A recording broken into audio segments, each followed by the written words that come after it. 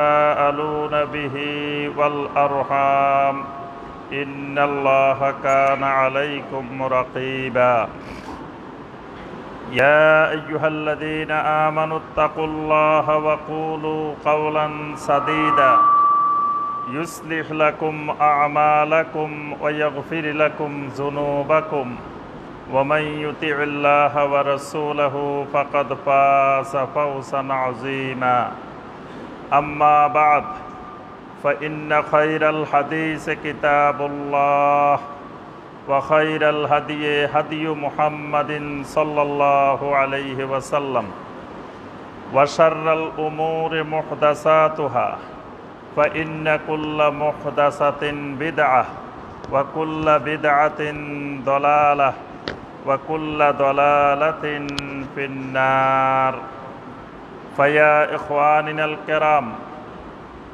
أوصيكم وإياي بتقوى الله عز وجل فإن الله سبحانه وتعالى يقول إن أكرمكم عند الله أتقاكم সম্মানিত মুসল্লিয়ানে কেরাম, আল্লাহ রব্বুল আলমিনের দরবারে কোটি কোটি শুকরিয়া যে মহান রব্বুল আলমিন আমাদেরকে 1442 হিজরি সনের 6 জুলকাদা তারিখে সলাতুল জুমুয়া আদায় এবং খুতবাতুল জুমুয়া শোনার উদ্দেশ্যে আল্লাহ রব্বুল আলমিনের পবিত্র ঘর মসজিদে উপস্থিত হয়ে খুতবা পেশ করার এবং শোনার তৌফিক দিয়েছেন।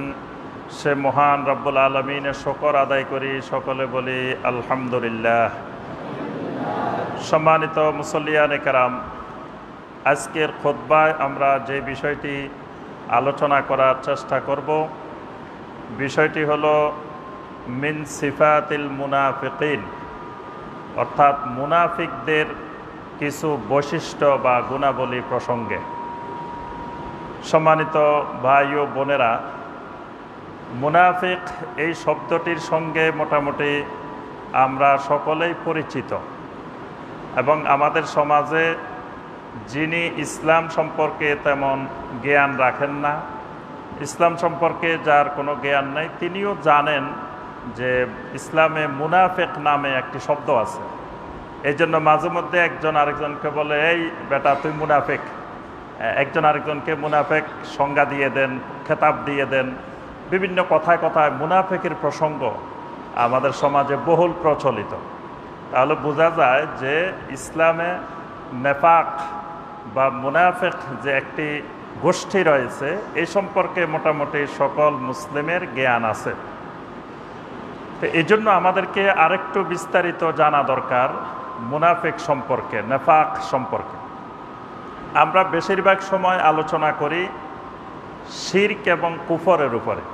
শিরকের উপরে আমরা বেশি আলোচনা করি, বেশি কথা বলি, মুশরিকদের ব্যাপারে কথা বলি যে এই কাজগুলো করলে শিরকের ভয়াবহতা, এরপরে কুফর কি, কুফরের ভয়াবহতা, এই বিষয়গুলো বেশি আমাদের আলোচনা হয়। তবে এর সাথে সম্পৃক্ত একটি গুরুত্বপূর্ণ বিষয় হলো নেফাক। এই নেফাক সম্পর্কে আমাদের জ্ঞান অর্জন করা খুব জরুরি, কারণ শিরক এবং কুফর যত সহজে বোঝা যায়, শিরক এবং কুফরকে যত সহজে চিহ্নিত করা যায়, নেফাককে তত সহজে চিহ্নিত করা যায় না। এজন্য নেফাক আলাদা কাফেরদের মধ্যে, মুশরিকদের মধ্য থেকে হয় না, নেফাকটা মুসলিমদের মধ্যে হয়। মানে বাহ্যিকভাবে এরা মুসলিম, কিন্তু বাস্তবে তারা মুনাফিক। এই জন্য মুনাফিকদের বৈশিষ্ট্যগুলো আমরা জানলে আমরা বুঝতে পারবো যে আসলে আমার ভিতরেও মুনাফিকি আছে কিনা। নেফাকের কিছু বৈশিষ্ট্য আমাদের প্রত্যেকের ভিতরেই কিন্তু কম বেশি আছে। এই জন্য আমাদের বিষয়গুলো কোরআন সুন্নাহর আলোকে জানা একান্ত জরুরি। আজকের খুতবায় আমরা নেফাকের কয়েকটি দিক আলোচনা করব। প্রথম দিক হলো নেফাক কি, মুনাফিক কাকে বলে, মুনাফিক কি জিনিস, মুনাফিক কত প্রকারের হইতে পারে, কয় ধরনের নেফাক হইতে পারে, আর নেফাকের বা মুনাফিকদের কিছু বৈশিষ্ট্য যেগুলো কোরআন এবং সহি হাদিসে বর্ণনা করা হয়েছে। আজকের খুতবায় এই দিকগুলো আমরা তুলে ধরার চেষ্টা করব ইনশাআল্লাহ। মুনাফিক সম্পর্কে জানা জরুরি, এজন্য যুগে যুগে নবী সাল্লাল্লাহু আলাইহি ওয়াসাল্লাম থেকে শুরু করে আজ পর্যন্ত সমগ্র পৃথিবীতে এই মুনাফিকদের ষড়যন্ত্র, মুনাফিকরা ইসলামের আল্লাহর দ্বীনের যে ক্ষতি করেছে এটি পৃথিবীতে খুবই ভয়াবহ এবং মারাত্মক। নবী সাল্লাল্লাহু আলাইহি ওয়াসাল্লামকে মুনাফিকরাই সবচেয়ে বেশি কষ্ট দিয়েছে। অর্থাৎ সবসময় নবী সাল্লাল্লাহু আলাইহি ওয়াসাল্লামকে একটি অস্থিরতার মধ্যে, মানে সুন্দর পরিবেশে যাতে নবী সাল্লাল্লাহু আলাইহি ওয়াসাল্লাম থাকতে না পারেন, দাওয়াত দিতে না পারেন, এই জন্য যত রকমের ষড়যন্ত্র করা দরকার, যত রকমের কুচক্র করা দরকার, এই সব কাজ মুনাফিকেরা করে গিয়েছে। আমরা ইসলামের ইতিহাস দেখলে আমরা বুঝতে পারি যে অনেকগুলো যুদ্ধে মুনাফিকেরা আগেই সিদ্ধান্ত নিয়ে যেত যে এই যুদ্ধে গিয়ে মুসলিমদের ভিতরে একটি ঝগড়া, বিবাদ, মারামারি লাগাই দিতে হবে। এজন্য তারা আম্মাজান আয়েশা রাদিয়াল্লাহু তাআলা আনহার যখন গলার হার হারিয়ে গেল, খুঁজতে গেলেন, সেই ঘটনার পরে মুনাফিকেরা কত রকমের ষড়যন্ত্র করে নবী সাল্লাল্লাহু আলাইহি সাল্লামকে, আম্মাজান আয়েশাকে, আবু বকর সিদ্দিক রাদিয়াল্লাহু তাআলা আনহুর পরিবারকে কঠিন কষ্ট দিয়েছিল।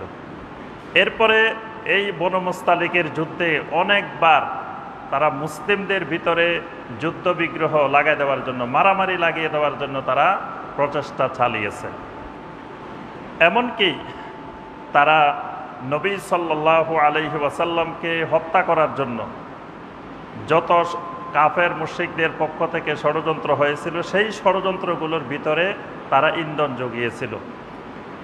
মদিনার ইহুদিদের সাথে তারা গোপনে যোগসাজশ রক্ষা করে নবী সাল্লাল্লাহু আলাইহি সাল্লাম এবং সাহাবায়ে কেরামকে মদিনা থেকে উৎখাত করার জন্য তারা চেষ্টা করেছে। সাহাবায়ে কেরামের যুগে তারা বড় বড় সাহাবীদের মধ্যে, খোলাফায়ে রাশেদের মধ্যে তারা বিভিন্ন রকমের বিশৃঙ্খলা সৃষ্টি করার জন্য পায়তারা করেছে। আবু বকর রাদিয়াল্লাহু তাআলা আনহুর যুগে বন্ড নবীদের আবির্ভাব, মুরতাদের আবির্ভাব, যেই বড় বড় সমস্যাগুলো, এগুলোর পিছনে মুনাফিকদের বিশাল হাত ছিল। আলী রাদিয়াল্লাহু তাআলা আনহু এবং মুআবিয়া রাদিয়াল্লাহু তাআলা আনহু, এই দুইজনের মধ্যে যে সমস্ত ঘটনা ঘটেছিল, এই ঘটনাগুলোর পিছনেও মুনাফিকদের বিশাল হাত ছিল, ষড়যন্ত্র ছিল। আম্মাজান আয়েশা রাদিয়াল্লাহু তাআলা আনহার সাথে আলী রাদিয়াল্লাহু তাআলা আনহুর সাথে যে ঘটনাগুলো ঘটেছিল, এগুলার সাথেও মুনাফিকদের হাত ছিল।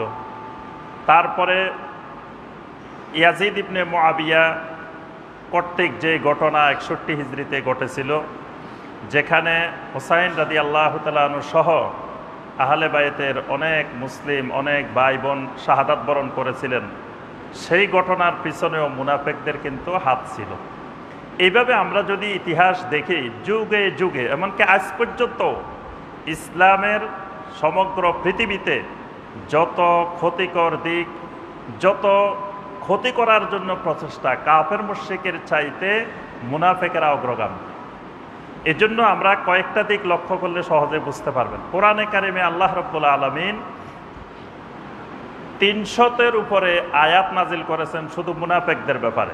সরাসরি মুনাফিকদের প্রসঙ্গে আল্লাহ রাব্বুল আলামিন 3 শতাধিক কোরআনে কারিমের আয়াত নাজিল করেছেন। কোরআনে কারিমে একটি সূরাই আল্লাহ পাক শুধু সূরা আল মুনাফিকুন নামে শুধু মুনাফিকদের আলোচনা করেছেন একটি সূরার মধ্যে, পূর্ণাঙ্গ সূরার মধ্যেই। এরপরে আল্লাহ রাব্বুল আলামিন 17টি সূরার মধ্যে মুনাফিকদের আলোচনা বর্ণনা করেছেন কোরআনে কারিমের মধ্যে। কোরআনে কারিমের শুরুতে, সূরা আল বাকারার শুরুতে যদি আমরা লক্ষ্য করে দেখব, আল্লাহ রাব্বুল আলামিন সমস্ত মানুষকে 3 ভাগে ভাগ করেছেন। আল্লাহ পাক কোরআনে কারিমের শুরুতেই দুনিয়ার সমস্ত মানুষকে কিয়ামত পর্যন্ত 3 ভাগে ভাগ করেছেন। প্রথম ভাগ মুমিন বা মুত্তাকিন। মুত্তাকিনদের ব্যাপারে, মুমিনদের ব্যাপারে আল্লাহ রাব্বুল আলামিন প্রথমে 5টি আয়াতে আল্লাহ পাক আলোচনা করেছেন। অর্থাৎ প্রথম আয়াতটি তো আলিফ লাম মিম, এরপর থেকে শুরু করে আল্লাহ রাব্বুল আলামিন বাকি 4টি আয়াতের মধ্যে ঈমানদারদের ব্যাপারে, মুমিনদের ব্যাপারে আল্লাহ রাব্বুল আলামিন আলোচনা করেছেন যে ঈমানদারদের এই বৈশিষ্ট্য। আর ঈমানদারদেরকে আল্লাহ বলেছেন উলাইকা আলা হুদাম মির রাব্বিহিম ওয়া উলাইকা হুমুল মুফলিহুন, এরা হেদায়েতের উপরে আছে, এরা সফলকাম। এই 4টি আয়াত আলোচনা করে ঈমানদারের আলোচনা শেষ। এরপরে আল্লাহ রাব্বুল আলামিন কাফেরদের আলোচনা করেছেন। ইন্নাল্লাযীনা কাফারু সাওয়াউন আলাইহিম আনযারতাহুম আম লাম তুনযিরহুম লা ইউমিনুন। শুধু 2টি আয়াতে আল্লাহ রাব্বুল আলামিন কাফেরদের প্রসঙ্গে আলোচনা করেছেন। এরপরে আল্লাহ রাব্বুল আলামিন 13টি আয়াতে শুধু মুনাফিকদের আলোচনা করেছেন। তাহলে দেখেন, ঈমানদারদের প্রসঙ্গ আলোচনা করেছেন 4টি আয়াত, কাফেরদের প্রসঙ্গ আলোচনা করেছেন আল্লাহ সুবহানাহু ওয়া তাআলা 2টি আয়াতে। এই 6টি আয়াতে ঈমানদার এবং কাফের সম্পর্কে আল্লাহ পাক আলোচনা করেছেন। এই দুইয়ের মাঝখানে আরেকটি মারাত্মক ভয়াবহ গোষ্ঠী আছে যারা মুনাফিক।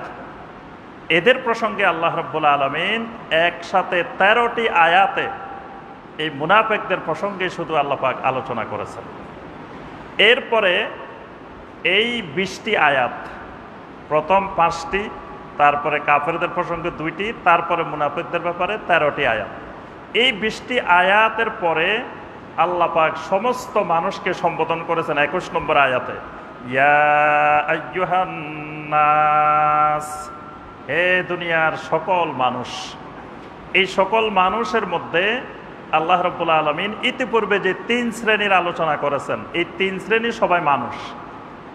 এক শ্রেণী মুমিন, এক শ্রেণী কাফের, আরেক শ্রেণী মুনাফিক।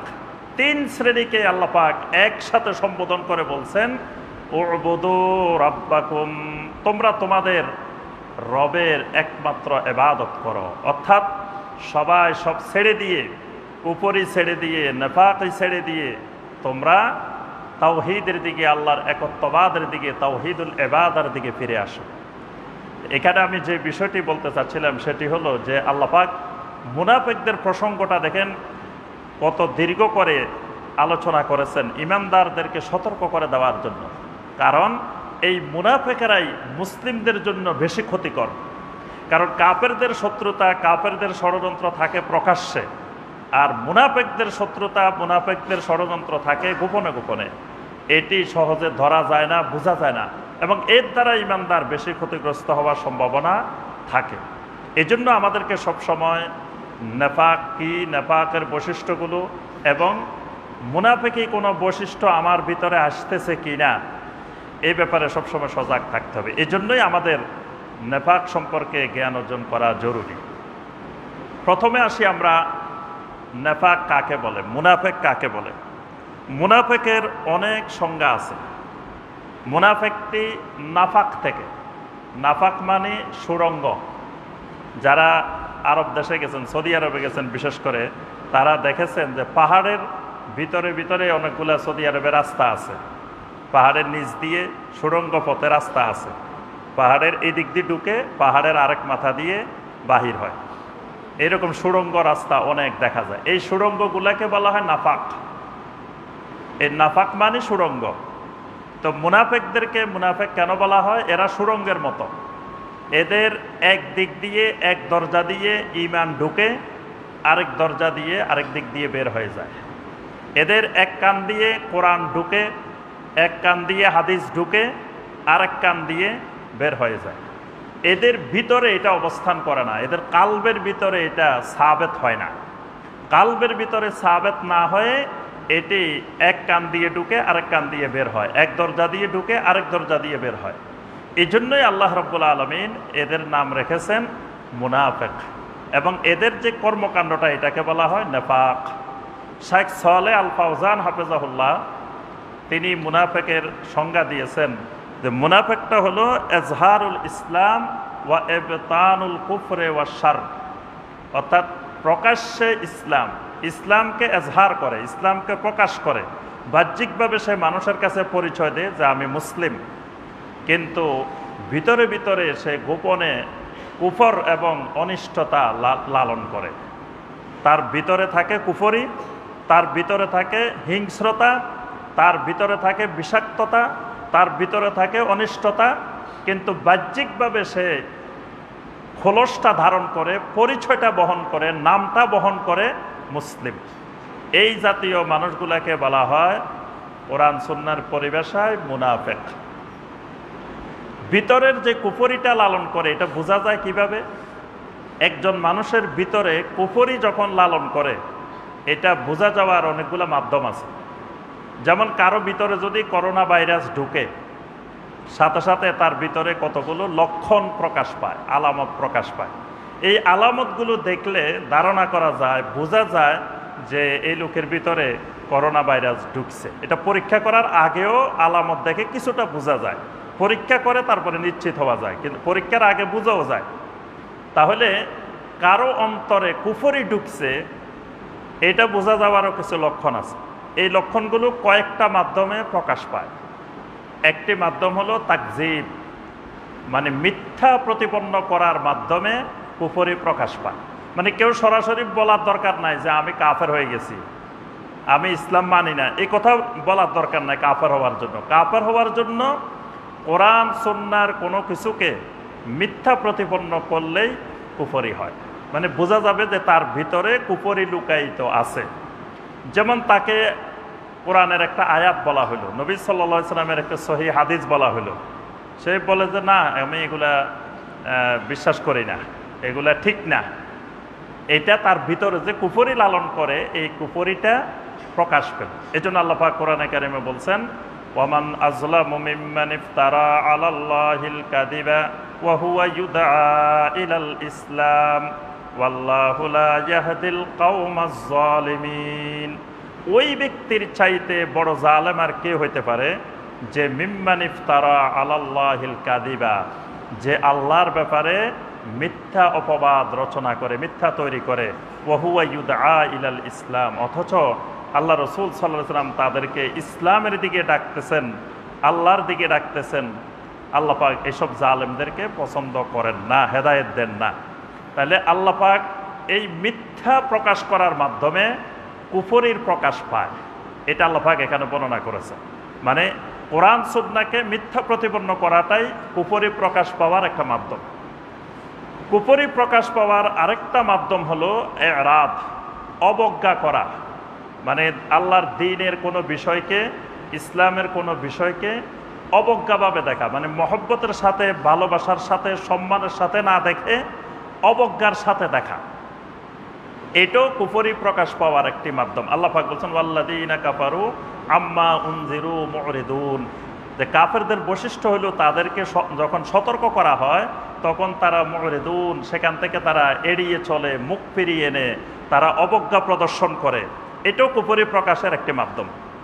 কুফরি প্রকাশ পাওয়ার আরেকটি গুরুত্বপূর্ণ মাধ্যম হলো অস্বীকার করা। যেমন আল্লাহ পাক যখন ইবলিসকে বলছে সাজদা করার জন্য, আবা ওয়াস্তাকবারা ওয়া কানা মিনাল কাফিরিন, ইবলিস অস্বীকার করছে, অহংকার প্রদর্শন করছে, করার কারণে ওয়া কানা মিনাল কাফিরিন, সে কাফেরদের অন্তর্ভুক্ত হয়ে গেছে। তাহলে এটিও কুফরি প্রকাশ পাওয়ার একটি মাধ্যম। কুফরি প্রকাশ পাওয়ার আরেকটি গুরুত্বপূর্ণ মাধ্যম হলো নেফাক। এই বাহ্যিকভাবে ইসলাম, অন্তরে কুফরি লালন করা, এটিও কুফরি প্রকাশ পাওয়ার একটি মাধ্যম। অর্থাৎ তার ভিতরে কুফরি, বাহ্যিকভাবে মুসলিম, সে কিন্তু বাহ্যিক লেবাস ধরে সে মুসলিমদের অন্তর্ভুক্ত, কিন্তু আসলে সে মুসলিমদের অন্তর্ভুক্ত না, সে হলো কাফেরদের অন্তর্ভুক্ত। আল্লাহ পাক কোরআনে কারিমে মুনাফিকদের ব্যাপারে কিছু কঠিন কথা বলছেন। সূরা তাওবার ৬৭ নম্বর আয়াতে আল্লাহ পাক বলছেন ইন্নাল মুনাফিকিনা হুমুল ফাসিকুন, মুনাফিকরা হলো ফাসিক, অর্থাৎ মুনাফিকরা আল্লাহর দ্বীন থেকে বিচ্যুত, তারা আল্লাহর দ্বীনের ভিতরে নাই। সূরা আন-নিসার ১৪৫ নম্বর আয়াতে কারিমে আল্লাহ পাক বলছেন ইন্নাল মুনাফিকিনা ফিদ দারকিল আসফালি মিনান নার, মুনাফিকরা জাহান্নামের সর্বনিম্ন স্তরে থাকবে। অর্থাৎ কাফেরদের চাইতেও আরও নিম্ন স্তরে অবস্থান হলো মুনাফিকদের। আল্লাহ সুবহানাহু ওয়া তাআলা সূরা আল বাকারার ৯ এবং ১০ এই আয়াতে কারিমাগুলোতেও মুনাফিকের ব্যাপারে আল্লাহ পাক বলছেন ফি কুলুবিহিম মারাদুন ফাযাদাহুমুল্লাহু মারাদা ওয়া লাহুম আযাবুন আলীমুম বিমা কানু ইয়াকযিবুন। মুনাফিকদের অন্তরের ভিতরে রোগ ব্যাধি প্রবেশ করেছে। আল্লাহ পাক সে ব্যাধিকে আরো বাড়িয়ে দিয়েছেন। তাদের জন্য কঠিন আযাবের ব্যবস্থা আছে। ওয়ালাহুম আযাবুন আলীম, কঠিন বেদনাদায়ক আযাব। কেন? বিমা কানু ইয়াকযিবুন, তারা মিথ্যা প্রতিপন্ন করেছে, তারা আল্লাহর দ্বীনকে বিশ্বাস করতে পারে নাই, মেনে নিতে পারে নাই। এবার আমরা আসি মুনাফিকের প্রকার। মুনাফিক কয় ধরনের? মুনাফিক দুই ধরনের। এক ধরনের হলো আন-নিফাক আল-ইতিকাদি, আরেক ধরনের মুনাফিক হলো আন-নিফাক আল-আমলি। অর্থাৎ এক ধরনের মুনাফিক হলো আকীদাগত মুনাফিক, বিশ্বাসগত মুনাফিক। আরেক ধরনের মুনাফিক হলো আমলগত মুনাফিক, অর্থাৎ আমলের দিক থেকে মুনাফিক কিন্তু বিশ্বাসের দিক থেকে মুনাফিক না। এই জন্য যেটা নেফাকুল ইতিকাদি অর্থাৎ আকীদার দিক থেকে বিশ্বাসের দিক থেকে যেটা মুনাফিকি, যেটা নেফাক, এটার কারণে সে আর মুসলিম থাকে না, সে ইসলাম থেকে বের হয়ে যায় এবং সে স্থায়ী জাহান্নামী হয়ে যায়। আর যেটি আন-নেফাকুল আমলি, আমলি নেফাক, এটির কারণে একজন মানুষ ইসলাম থেকে পুরোপুরি খারিজ হয় না। তবে এই কাজগুলো মুনাফিকি করার কারণে এগুলা কবিরা গুনাহ এবং এগুলার কারণে তার শাস্তি হবে, এগুলার কারণে তার আযাব হবে, কিন্তু সে স্থায়ীভাবে জাহান্নামী হবে না এবং পুরাপুরি আল্লাহর দ্বীন থেকে, মুসলিম মিল্লাত থেকে সে বের হবে না। ইতিকাদি মুনাফিক কোনগুলো? সেগুলো হলো কোরআন সুন্নাহয় বর্ণিত যত আল্লাহর বিধিবিধান আছে, ইসলামী আকীদার যতগুলো বিষয় আছে, এই বিষয়গুলো সে কোনো একটি বিষয় অন্তর থেকে অস্বীকার করে, অন্তর থেকে মেনে নিতে পারে না, অন্তর থেকে সে গ্রহণ করতে পারে না। এই জাতীয় হইলে সেটা নেফাকুল ইতিকাদি। আর কিছু আছে সে সব মেনে নিতে পারে, কিন্তু আমলগুলো, মুনাফিকের কিছু বৈশিষ্ট্য নবী সাল্লাল্লাহু আলাইহি ওয়াসাল্লাম বর্ণনা করেছেন। যেমন একটি হাদিসে নবী সাল্লাল্লাহু আলাইহি ওয়াসাল্লাম বলেছেন, আয়াতুল মুনাফিকি সালাসুন, মুনাফিকের নিদর্শন, মুনাফিকের লক্ষণ হলো তিনটি। ইজা হাদ্দাসা কাযিবা, যখন কথা বলে সে মিথ্যা কথা বলে। ওয়াইদা উতুমিনা খানা, তার কাছে আমানত রাখা হইলে সে খেয়ানত করে। ওয়াইজা ওয়াদা আখলাফা, ওয়াদা করলে সে ওয়াদা সে ভঙ্গ করে। আরেকটি হাদিসে নবী সাল্লাল্লাহু আলাইহি ওয়াসাল্লাম 4টি বৈশিষ্ট্য বলছেন, আরবাউম মান কুন্না ফীহি কানা মুনাফিকান খালিসা, কারো ভিতরে যদি এই 4টি বৈশিষ্ট্য থাকে সে খালেস মুনাফিক। নবী সাল্লাল্লাহু আলাইহি ওয়াসাল্লাম বলছেন এই 4টির যে কোনো একটি থাকলেও সে তার ভিতরে মুনাফিকের বৈশিষ্ট্য আছে, যতক্ষণ না সে তা পরিত্যাগ করে।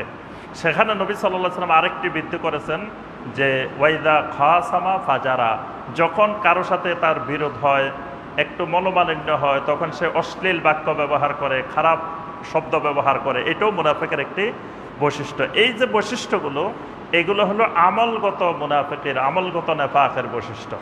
এগুলোর কারণে সে ইসলাম থেকে বের হয়ে যায় না। তবে আকীদার ক্ষেত্রে, বিশ্বাসের ক্ষেত্রে যদি কোনো কিছু অন্তর থেকে সে গ্রহণ করতে না পারে, তখন সেটি আন-নিফাক আল-ইতিকাদি, এটার কারণে সে ইসলাম থেকে বের হয়ে যায় এবং স্থায়ী জাহান্নামী হয়ে যায়। এবার আসি আমরা কয়েকটি গুরুত্বপূর্ণ মুনাফিকের বৈশিষ্ট্য, মুনাফিকের সিফাত। যেই সিফাতগুলো অন্তরে মুনাফিকি ঢুকলে আস্তে আস্তে তার ভিতরে এই লক্ষণগুলো একটার পর একটা প্রকাশ পেতে থাকে। এর মধ্যে অন্যতম একটি লক্ষণ হলো আল কাসলু ফিল ইবাদাহ, আল্লাহর ইবাদতের ক্ষেত্রে অলসতা চলে আসে তার ভিতরে। আল্লাহর ইবাদতের ক্ষেত্রে অলসতা আসে। এই অলসতা আসা মানে আল্লাহর ইবাদত করার ক্ষেত্রে আগ্রহ নাই, মানে আল্লাহর ইবাদত করার জন্য অন্তরের দিক থেকে গভীর স্পৃহা, প্রবল আগ্রহ, রাগাবান ওয়া রাহবান, অর্থাৎ আগ্রহ সহকারে, আল্লাহর ভয় সহকারে, মজা পেয়ে, তৃপ্তি পেয়ে আল্লাহর ইবাদত করা, এইটা তার ভিতরে থাকে না। কারণ ঈমান হলো একটি মজার জিনিস। নবী সাল্লাল্লাহু আলাইহি ওয়াসাল্লাম বলেন যাকা তুআমাল ঈমান, ওই ব্যক্তি ঈমানের স্বাদ পেয়েছে, ঈমানের মজা পেয়েছে যে মান রাদিয়া বিল্লাহি রাব্বা, যে আল্লাহ রাব্বুল আলামিনকে একমাত্র রব হিসাবে মেনে নিতে পেরেছে, সন্তুষ্ট হয়েছে, তারপরে নবী সাল্লাল্লাহু আলাইহি ওয়াসাল্লামকে রাসূল হিসাবে স্বীকৃতি দিতে পেরেছে, তারপরে ইসলামকে দ্বীন হিসাবে গ্রহণ করতে পেরেছে। এখানে নবী সাল্লাল্লাহু আলাইহি ওয়াসাল্লাম ঈমানকে একটি মজার জিনিস, ঈমানের স্বাদ, ঈমানের মজা পায়। কিন্তু যে মুনাফিক সে ঈমানের মজা পায় না, ঈমানের কোনো স্বাদ পায় না। সে যদি ইবাদত করেও আল্লাহর ইবাদত, কিন্তু তার মনের থেকে করে না, এবং অলসতা ভাব সহকারে সে আল্লাহর যে কোনো ইবাদত করে। এই জন্য যার অন্তরে মুনাফিকি আছে, সে যদি সলাতও আদায় করে, তো সলাতের মধ্যেও সে অলসতার সাথে সলাত আদায় করে, অর্থাৎ খুশু খুজুর সাথে আগ্রহ নিয়ে সে ইবাদত করে না। আল্লাহ পাক সূরা আন-নিসার 142 নম্বর আয়াতে বলছেন, ওয়া ইযা ক্বামু ইলাস সলাতি ক্বামু কুসালা। এরা সলাতে যখন দাঁড়ায় তখন অলসতাপূর্ণভাবে অলস ভাব নিয়ে, মানে অন্তর থেকে চাচ্ছে না। কিন্তু আজকে শুক্রবার, এখন মসজিদে না গেলে অনেকে অনেক কিছু মনে করতে পারে, বা 3 শুক্রবার না গেলে তো মুসলমানের নাম থেকে কাটাও যেতে পারে। এই জন্য শুক্রবারে একটু হাজিরা দেওয়া, তাও কোন সময় হাজিরা দিতে হবে? একেবারে যখন ইমাম সাহেব দাঁড়ায় যাবে, অথবা খুতবার শেষ দিকে সবাইকে ডিঙ্গিয়ে আস্তে আস্তে সামনের দিকে চলে আসতে হবে। আবার কয়দিন পরে মসজিদের কমিটি করবে, শুক্রবারে না গেলে সভাপতি, সেক্রেটারি, ক্যাশিয়ারের পদ নাও পাওয়া যেতে পারে। অর্থাৎ বিভিন্ন কারণে বিভিন্ন লক্ষ্য উদ্দেশ্য সামনে নিয়ে নামাজে হাজির হওয়া মাঝে মাঝে, এটা মুনাফিকের একটি গুরুত্বপূর্ণ বৈশিষ্ট্য, যে আল্লাহর ইবাদত আগ্রহ ভরে না করা। এজন্য যদি আল্লাহর ইবাদত সে মজা পেত, আগ্রহ ভরে করত, তাহলে কিন্তু সে সপ্তাহে 35 ওয়াক্ত সলাতের মধ্যে 35 ওয়াক্তই সে জামাতে হাজির হওয়ার চেষ্টা করত, 35 ওয়াক্তই সে আদায় করত। কিন্তু 34 ওয়াক্তের কোনো খবর নাই, 1 ওয়াক্তের জন্য খুব আগ্রহ নিয়ে মসজিদে এসেছে। তাহলে বুঝতে হবে এর পিছনে কোনো লক্ষ্য উদ্দেশ্য লুকায়িত আছে। আল্লাহর ইবাদতের প্রতি আগ্রহ নিয়ে বা আল্লাহর ইবাদতের প্রতি আগ্রহ সহকারে মজা পেয়ে সে এসেছে, বিষয়টা এরকম নয়। এজন্য সবসময় এই বৈশিষ্ট্যটা খেয়াল রাখতে হবে, যে আমার ভিতরে আমি যে আল্লাহর ইবাদত করতেছি, আল্লাহর ইবাদত কি আমি আগ্রহ ভরে করতেছি, আল্লাহর ইবাদতে আমি মজা পাচ্ছি কিনা, তৃপ্তি সহকারে আমি আল্লাহর ইবাদত করছি কিনা। যদি মজা পাই, বুঝতে হবে আলহামদুলিল্লাহ আমার ভিতরে এখনো মুনাফিকি নেফাক ঢুকে নাই, আমি এখনো আলহামদুলিল্লাহ ঈমান আমার ভিতরে আছে। যদি দেখা যায় না ইবাদতে মজা লাগে না, এখন সমাজের কারণে বা পারিপার্শ্বিকতার কারণে বা বিভিন্ন কারণে আমি ইবাদত করতে হয়, কিন্তু অন্তরের থেকে আমি মজা পাই না, তাহলে বুঝতে হবে আমার ভিতরে নেফাক ঢুকে গেছে, মুনাফিকি ঢুকে গেছে। 2 নম্বর বৈশিষ্ট্য, কিল্লাতু যিকরিহিম লিল্লাহি আযজা ওয়া জাল্লা। এরা আল্লাহর জিকির খুব কমই করে। আল্লাহ পাক বলছেন, ওয়ালা ইয়াযকুরুনাল্লাহা ইল্লা কলিলা। তারা তেমন আল্লাহর জিকির করে না, করলেও খুব কম, খুব সামান্য।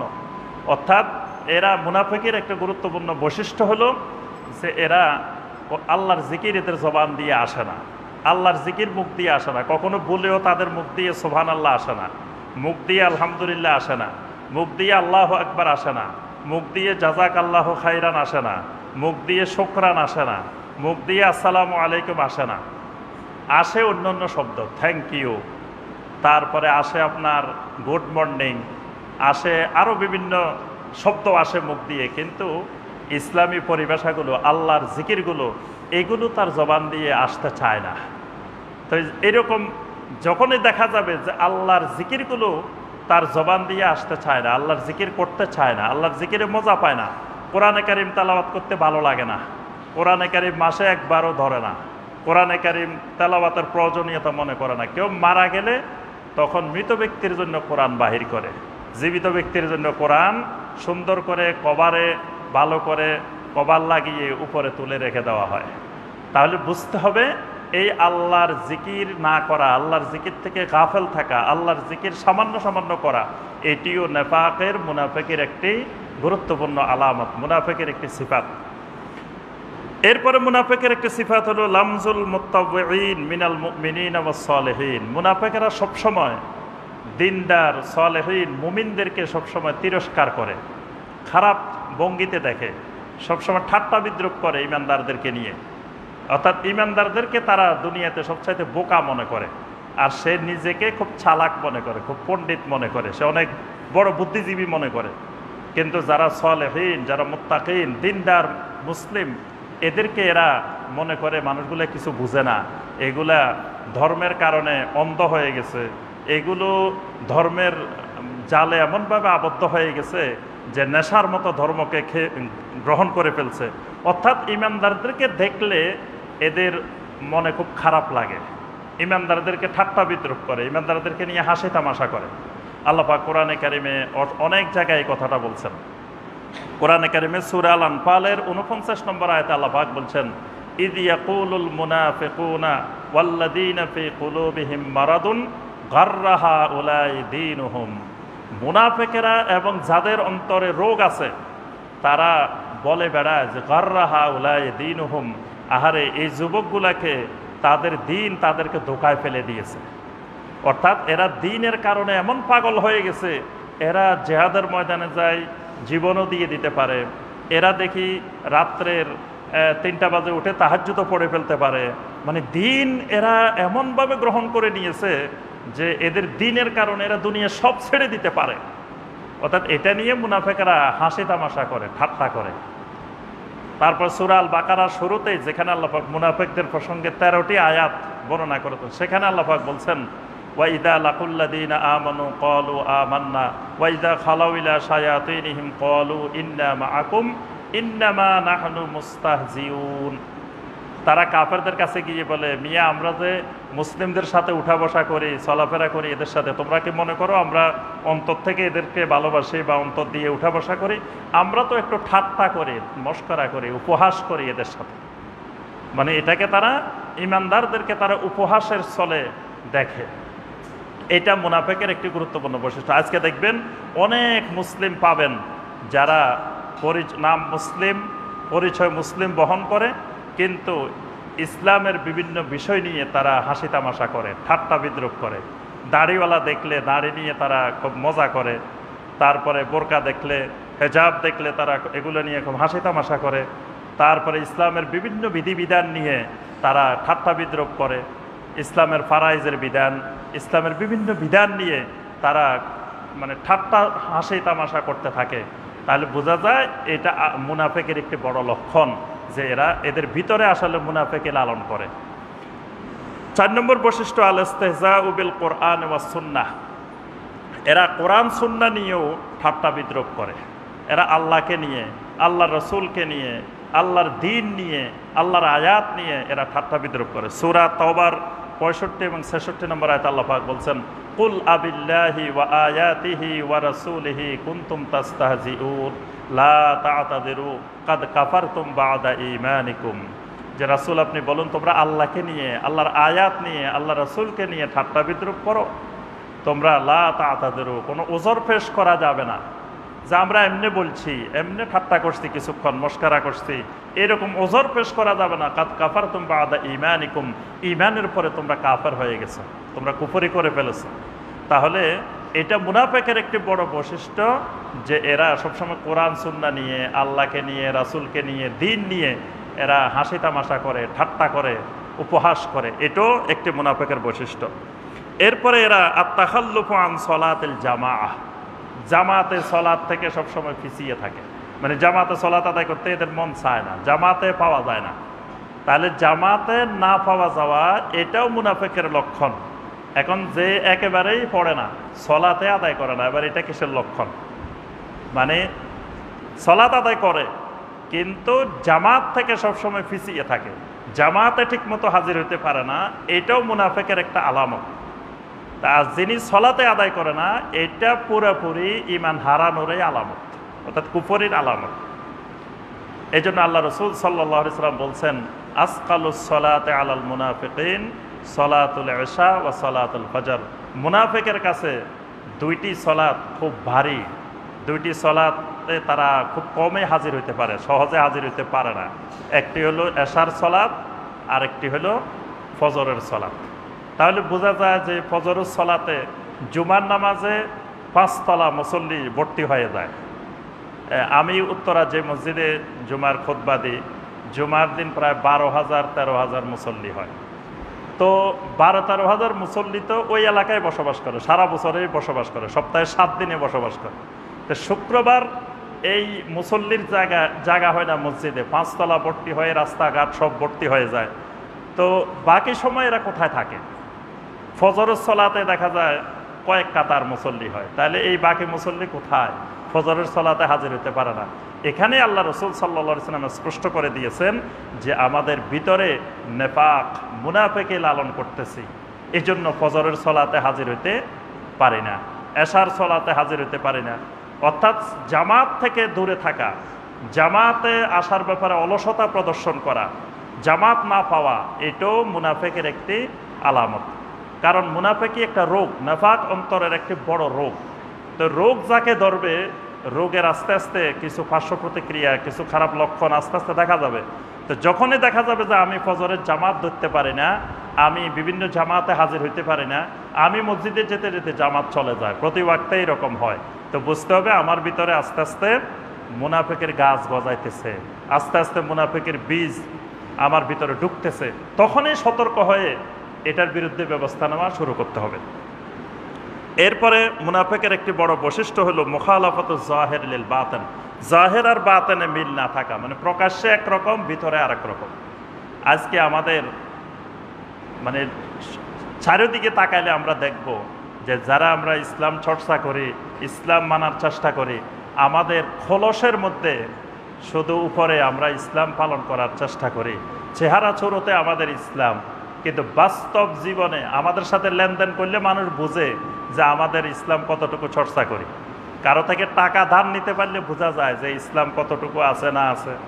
তারপরে কারো জায়গা জমিন সম্পত্তির ব্যাপারে, তারপরে আরও বিভিন্ন পারিবারিক সামাজিক ব্যাপারে যখন তার সাথে মিশা হয়, তার সাথে সম্পর্ক করা হয়, যোগাযোগ করা হয়, তার সাথে ঘনিষ্ঠভাবে মিশে দেখা যায় যে আমরা শুধু ইসলামকে ব্যবহার করি আমাদের চেহারা সুরতে, লেবাসের মধ্যে, কিন্তু বাস্তব জীবনে, আমাদের আভ্যন্তরীণ জীবনে ইসলামের কোনো মিল, ইসলামের কোনো অনুশীলন, ইসলামের কোনো চর্চা নাই। এর কারণ এটা মুনাফেকের বৈশিষ্ট্য।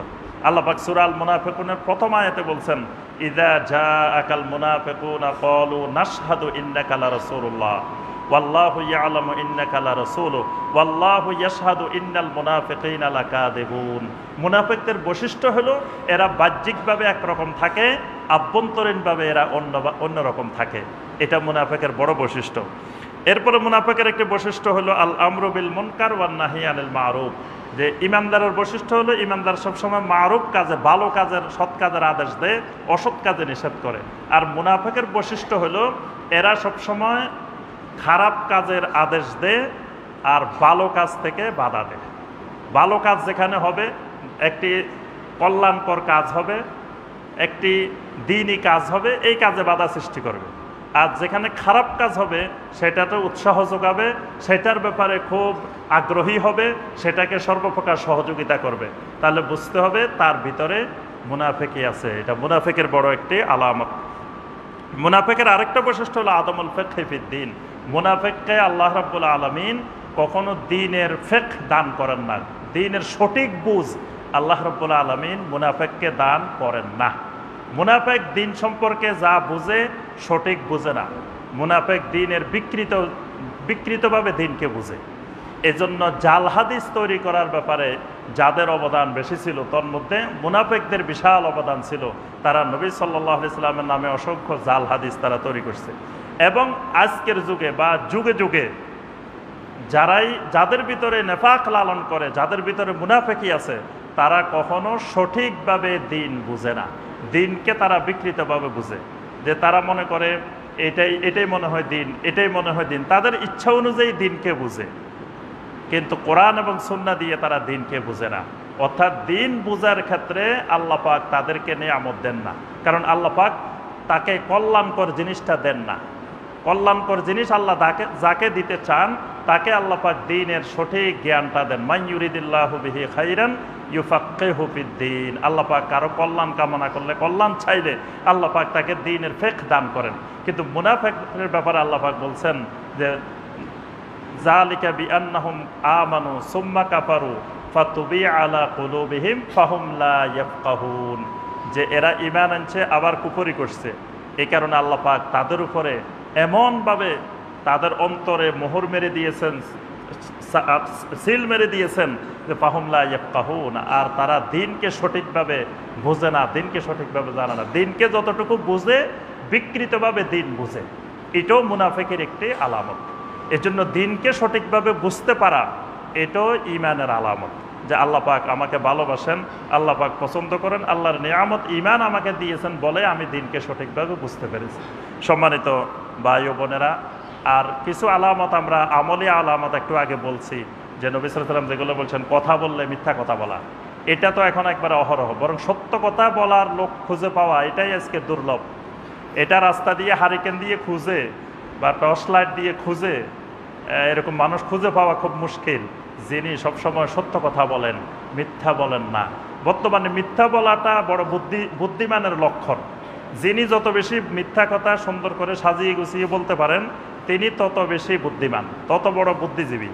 এবং মিথ্যা ঘটনা, মিথ্যা হাদিস, মিথ্যা বিষয় সুন্দর করে সুর দিয়ে যিনি বয়ান করতে পারেন, উনিও বড় বক্তা। অর্থাৎ মিথ্যার জয় জয়কার। সত্য যিনি বলেন, সত্য বলার চেষ্টা করেন, তাকে মানুষ মানে মনে করে বুদ্ধিশুদ্ধি নাই, এ তো বোকা, এরে দিয়ে দুনিয়ার কোনো কাজ হবে না, মানে এ সত্য কথা বলে দেয়, মানে এ তো চালুডা, এত চালাক না, এ বোকা শোকা। সত্য বলাটা হলো বোকার লক্ষণ সমাজে, আর মিথ্যা বলাটা বুদ্ধিমানের লক্ষণ। অথচ নবী সাল্লাল্লাহু আলাইহি ওয়াসাল্লাম বলছেন, ইজা হাদ্দাসা কাযাবা, মুনাফিকের আলামত যে যখন কথা বলবে মিথ্যা কথা বলবে। তারপরে ওয়াদা করলে খেলাপ করা, তারপরে যখন তার কাছে কোনো আমানত রাখা হয়, যে কোনো আমানত, সে আমানত সে খেয়ানত করে। এরপরে সে মুসলিমকে গালিগালাজ করে, ঝগড়াঝাটি করার সময় অশালীন ভাষা ব্যবহার করে, কোনো একটা বিরোধ হলে মুসলিমের ক্ষতি করার জন্য চেষ্টা করে। এই জাতীয় অসংখ্য আমলি বৈশিষ্ট্য নবী সাল্লাল্লাহু আলাইহি ওয়াসাল্লাম বর্ণনা করেছেন। সম্মানিত ভাই ও বোনেরা, এই মুনাফিকের যে আলামতগুলো কোরআন এবং সুন্নায় বর্ণিত হয়েছে, আজকে আমরা যদি গভীরভাবে লক্ষ্য করে দেখি, কম বেশি একটা, দুইটা, তিনটা, চারটা, পাঁচটা আমাদের সবার ভিতরে কিন্তু প্রবেশ করে গেছে, এবং আমাদের ঘরে ঘরে এই মুনাফিকের বৈশিষ্ট্যগুলো ঢুকে গেছে। এজন্য সম্মানিত ভাইরা, মুনাফিকের রোগ থেকে ঈমানকে বিশুদ্ধ করতে হলে, ঈমানকে কুফরি থেকে, নেফাক থেকে, শিরক থেকে পরিচ্ছন্ন করে সহি আকীদার অনুসারী হতে হলে, বিশুদ্ধ ঈমানের অধিকারী হতে হলে মুনাফিকের বৈশিষ্ট্যগুলো অবশ্যই পরিত্যাগ করা লাগবে। মুনাফিকি থেকেও, নেফাক থেকেও ঈমানকে বিশুদ্ধ করতে হবে। আল্লাহ রাব্বুল আলামিন আমাদের সবাইকে শিরিক, কুফর, নেফাক থেকে আমাদের ঈমানকে বিশুদ্ধ করার তৌফিক দান করুন। আল্লাহ পাক আমরা দুনিয়া যতদিন বেঁচে থাকি ইসলামের উপরে বেঁচে থাকার তৌফিক দান করুন, এবং দুনিয়া থেকে যখন আল্লাহ পাক আমাদেরকে তলব করবেন, ঈমানের সাথে মৃত্যুবরণ করার তৌফিক দান করুন। আমিন ইয়া রাব্বাল আলামিন। আকুলু কাওলি হাদা ওয়া আস্তাগফিরুল্লাহ লি ওয়া লাকুম ফাস্তাগফিরু ইন্নাহু হুয়াল গফুরুর রহিম।